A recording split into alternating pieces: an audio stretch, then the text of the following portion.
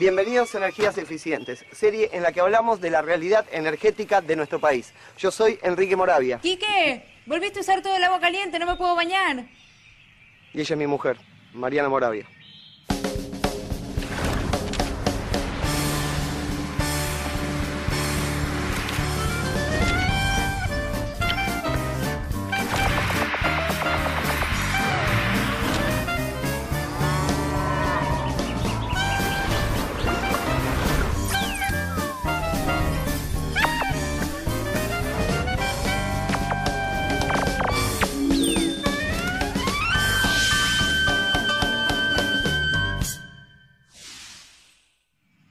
Estamos en la Ecovilla Gaia, en el partido de Navarro, a 110 kilómetros de la ciudad de Buenos Aires. Vinimos acá porque es un lugar ideal para desarrollar... Ideal para descansar, para relajarnos, para disfrutar de esto, de la naturaleza. No, Quique, no vinimos acá para descansar.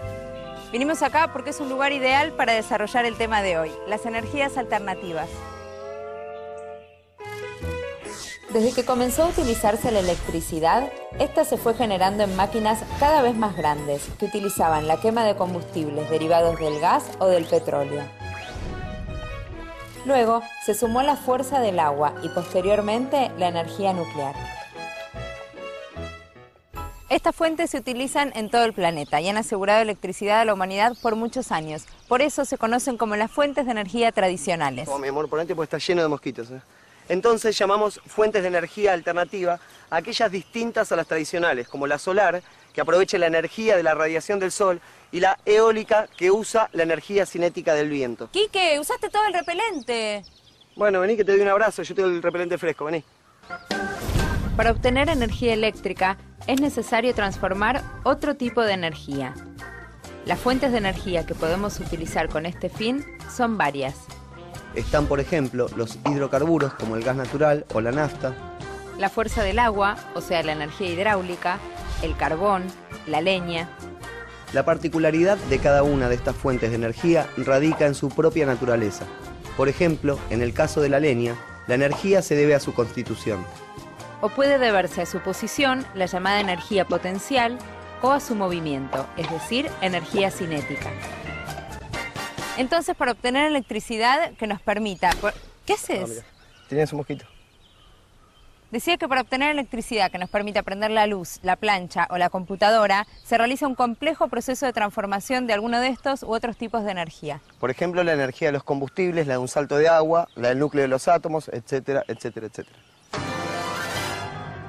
Por lo tanto, para disponer de electricidad en casa, necesitamos quemar combustibles como el petróleo, el gas natural o el carbón.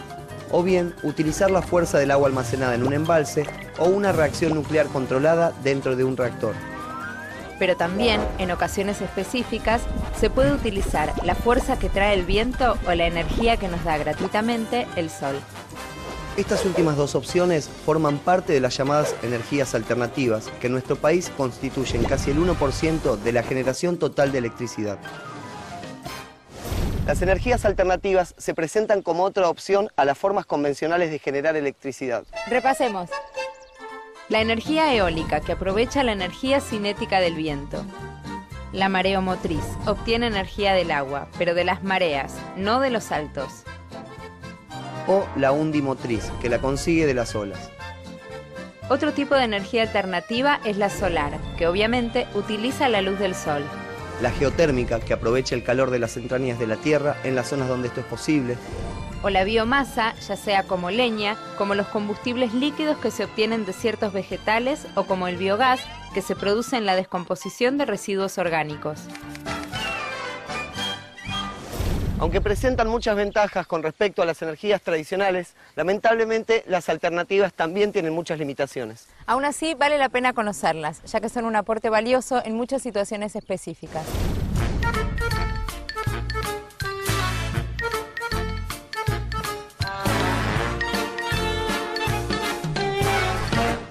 ¿Qué haces? Me estoy haciendo unas papitas al horno solar con un poquito de romero. ¿Y qué vas a almorzar a las 10 de la mañana? No, las estoy poniendo ahora, pero seguro que para la noche van a estar listas. No, Quique, este artefacto está diseñado para capturar la energía solar y calentar su interior. Estas papas van a estar en menos de 1 hora. Solo hace falta un día soleado para cocinar cualquier comida. Esta es básicamente una de las maneras en que se puede aprovechar la energía solar, a través de colectores solares. Así como ese colector permite cocinar, este otro especialmente diseñado brinda agua caliente a una casa. Estos colectores son cada vez más populares en el uso hogareño. Podríamos comprarnos uno, ¿no? Sí, están a la venta en muchos comercios. El sistema consiste en un circuito cerrado de agua que circula a través de una serie de tubos dentro de una caja negra. Dicha caja está cerrada con un vidrio en su parte superior como un mini invernadero. Dentro de esta caja se logran grandes temperaturas cuando incide el sol. Este calor se transmite al agua, que pasa por un intercambiador de calor similar a un termotanque antes de ser utilizada en el hogar. Si bien no se reduce el consumo eléctrico con el uso de esta tecnología en nuestros hogares, sí se pueden lograr importantes reducciones en el consumo de gas natural que usamos para calentar el agua. Ahí sale caliente de nuevo. Lamentablemente este aprovechamiento depende de las horas de sol que tengamos en el lugar. En un día nublado o de noche no podremos obtener nada de esta energía. Por eso es necesario complementarlo con métodos convencionales. El mismo principio de los colectores solares se utiliza a gran escala para generar energía eléctrica. Colectores compuestos por miles de espejos concentran la radiación solar en un punto llamado receptor, donde se calienta el agua u otra sustancia hasta convertirla en vapor.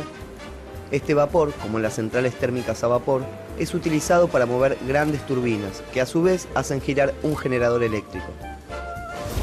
Estas centrales solares termoeléctricas necesitan una superficie de 10 a 100 veces mayor que la necesaria para una central térmica convencional. Y solo pueden instalarse en zonas muy específicas con un alto índice de irradiación solar y muchas horas de luz.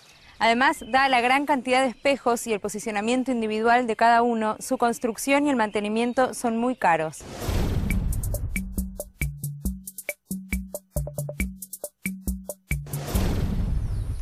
¿Qué haces, Quique? ¿Estás calculando a ver si conviene una central convencional o una termosolar?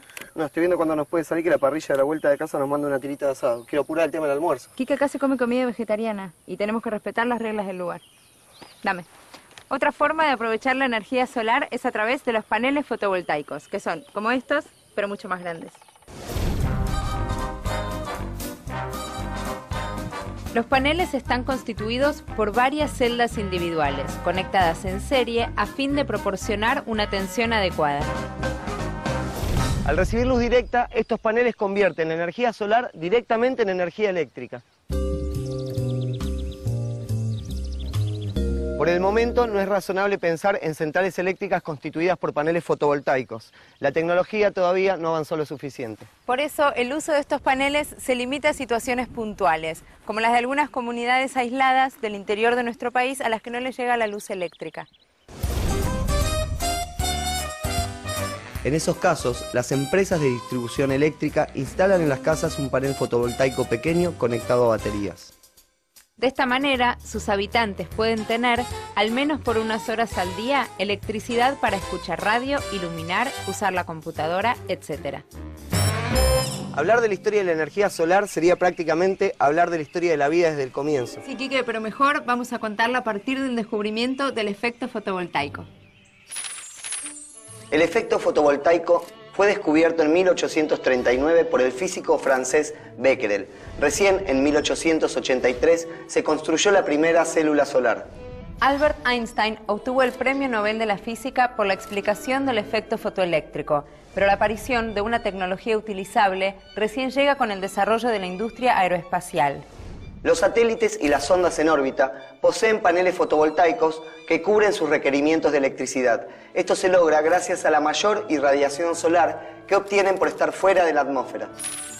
La solar es una energía limpia que no genera gases de efecto invernadero. Sí, lástima que por su construcción y mantenimiento la central solar termoeléctrica sea tan cara. Bueno, escala por ahora. Sí, además la energía fotovoltaica no es viable a gran escala y las dos solo generan electricidad cuando hay sol. Sí, pero no necesita combustible de ningún tipo y no reduce los recursos energéticos fósiles. Sí, pero siempre hay que tener baterías o algún sistema de generación eléctrica para cuando no hay luz solar. No genera ruidos. Su uso es limitado. Además... Espera, Mariam, porque en realidad hablar de energía solar es hablar de muchas energías que utiliza el hombre, porque la mayoría depende de ella.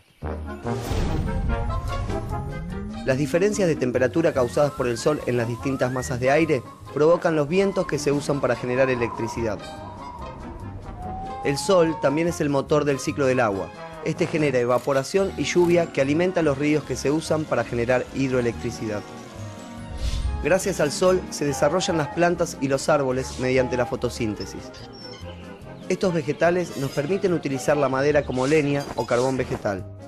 Y como si fuera poco, con el paso de millones de años, los restos del mundo vegetal y animal enterrados originan los combustibles fósiles: carbón, petróleo y gas utilizados como fuentes de energía.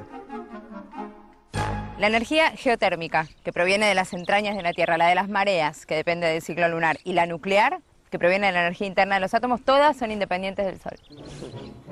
¿No sentís como un olor a quemada? ¡Uy, las papas!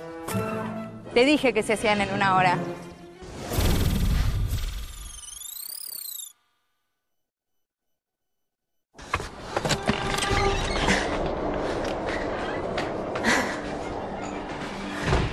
Una de las energías alternativas más interesantes es la del viento, la energía eólica. El término eólico proviene del latín aeolicus, relativo a Eolo, dios de los vientos en la mitología griega. En este momento, con esas máquinas que están afuera, se está generando electricidad simplemente a partir del viento, sin ningún otro tipo de combustible.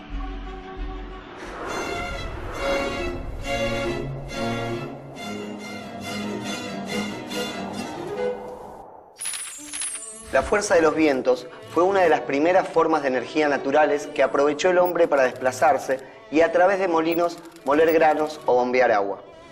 La primera referencia histórica del uso de los molinos data del siglo V a.C., en una zona cercana a Irán y Afganistán. A lo largo de la historia se han desarrollado diferentes modelos de molinos de viento. En la actualidad, el aprovechamiento de la energía eólica está orientado a la generación de energía eléctrica, pero no por eso se dejaron de usar los clásicos molinos de viento de las pampas para bombear agua. Si estos molinos fueran reemplazados por bombas eléctricas, para obtener la misma cantidad de agua demandarían un consumo muy importante de energía eléctrica.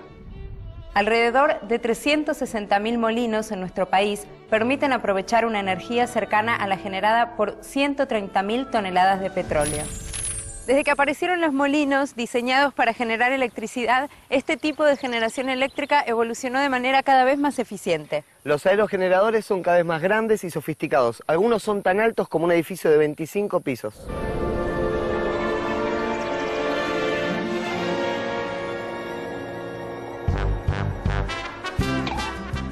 Un aerogenerador está compuesto por los cimientos, la torre, la góndola, las aspas, el rotor y la conexión a la red eléctrica. Salvo la torre, los cimientos y las aspas, todo lo demás se encuentra en la góndola. La góndola gira alrededor de la torre para poder enfrentar al viento cuando está generando. Las aspas y el rotor giran por la energía cinética del viento que transmite su movimiento a una caja de engranajes. La caja de engranajes transforma la baja velocidad del eje del rotor en alta velocidad de rotación en el eje del generador eléctrico. Y el generador transforma esa energía en eléctrica. En la Argentina, la actual generación eólica comprende el 0,1% del total de la energía eléctrica generada. Para darnos una idea, necesitaríamos 50 veces la cantidad de aerogeneradores instalados en la Argentina para lograr una generación similar a la de la central hidroeléctrica del Chocón, en la provincia de Neuquén. La central hidroeléctrica del Chocón tiene una potencia de 1.200 megawatts que abastecen a entre 170.000 y 250.000 hogares. La geografía del país o de la región es un tema fundamental que hay que tener en cuenta para la instalación de aerogeneradores. No en todos los lugares del país se dan las condiciones óptimas para aprovechar los vientos, y a veces cuando se dan, el lugar está tan alejado de la zona de consumo que su aprovechamiento es inviable.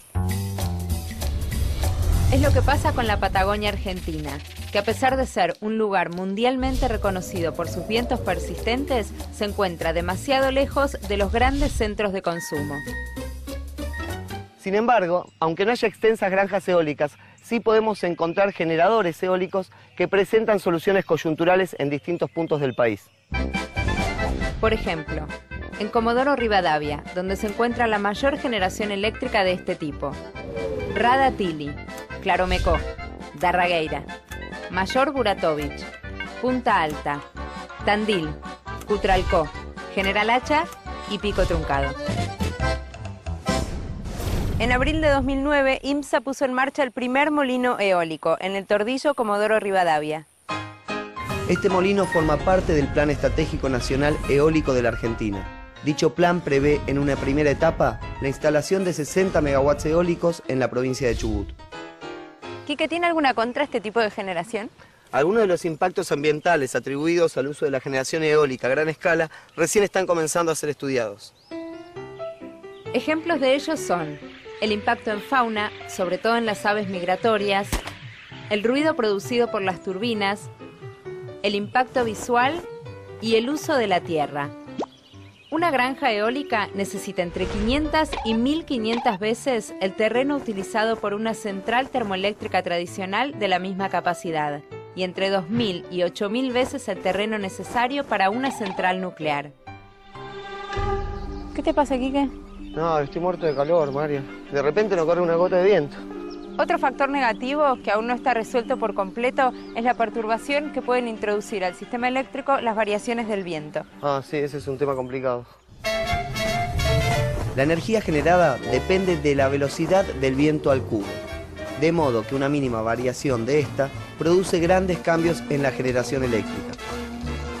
Si estuviera conectado al Sistema Interconectado Nacional, habría que tomar muchas precauciones y realizar controles adicionales a los usuales, porque las variaciones producidas podrían generar serios problemas de estabilidad en el sistema.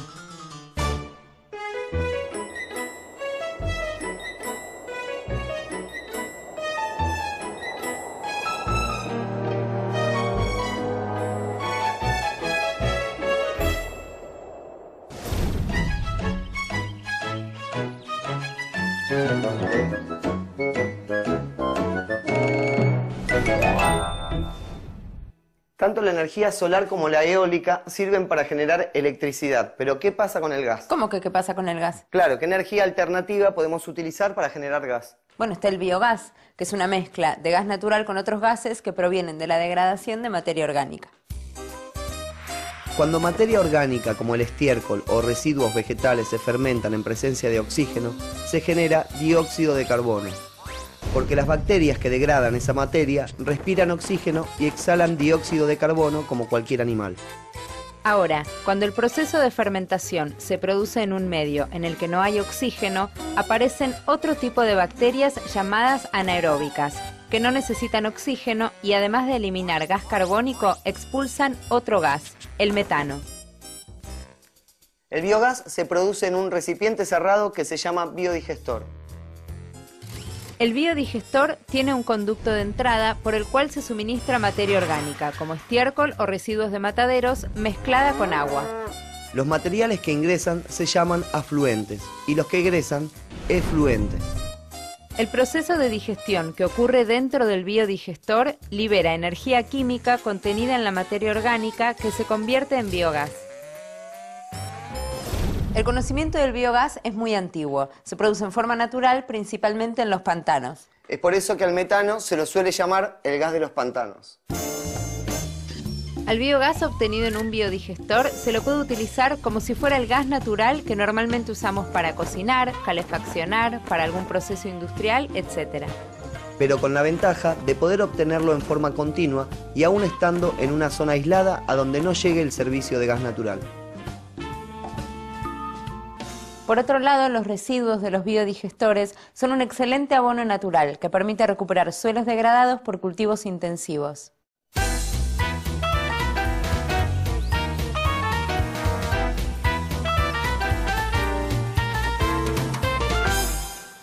Sabemos que poner un colector solar o un panel fotovoltaico en nuestras casas no es una opción para cualquiera. Pero podemos aprovechar la luz solar o el viento para hacer un uso eficiente de la electricidad y, por lo tanto, racionalizar el gasto de las fuentes no renovables de energía. Algunas ideas para tener en cuenta.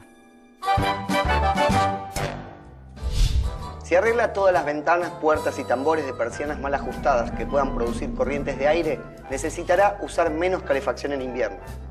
Usted puede aprovechar la luz natural del sol empleando colores claros para decorar su casa, ya que absorben menos luz y la reflejan. Al comprar una vivienda deberíamos fijarnos en las características térmicas de la construcción. Para mantener la misma temperatura interior, una casa bien aislada consume la mitad de energía que otra que no lo está. Algo similar sucede con la orientación de la vivienda con respecto al sol. En Argentina, las orientaciones nordeste o nor-noroeste son las que permiten un mayor aprovechamiento de la luz del sol en invierno y una más fácil protección del calor en verano. Si su vivienda no está bien orientada con respecto al sol, poniendo toldos en las ventanas, reducirá la radiación solar que entre por ellas. De esta manera será menos necesario el uso de aires acondicionados o de ventiladores. Por otro lado, ventilar una habitación lleva no más de 15 minutos. A veces, con solo abrir las ventanas, sobre todo las que se encuentran cruzadas, reducimos considerablemente la temperatura en nuestro hogar. Por último, tengamos en cuenta lo siguiente. Utilizar la bicicleta o caminar son actividades que ayudan a disminuir el consumo de las fuentes de energía fósil que se necesitan para producir combustibles. Y al mismo tiempo, el ejercicio nos hace bien. La incorporación de las energías alternativas puede ayudar a reducir los consumos de combustibles, a la vez que aumenta la generación de electricidad. Además, no generan gases de efecto invernadero, con lo cual no contribuyen al cambio climático. Sí, bueno, eso se puede hacer acá, pero no en todos lados. Los diferentes aprovechamientos de energías alternativas, por lo general, son mucho más caros que los sistemas convencionales. Sí, siempre lo nuevo suele ser más caro. Aparte, en nuestro país, las regiones propicias para la generación de energía eólica y solar a gran escala están muy alejadas de los centros de grandes demandas de electricidad. Por lo que hay que tener en cuenta que para llevar esa energía a los grandes centros de consumo se requiere de obras de transmisión de gran envergadura.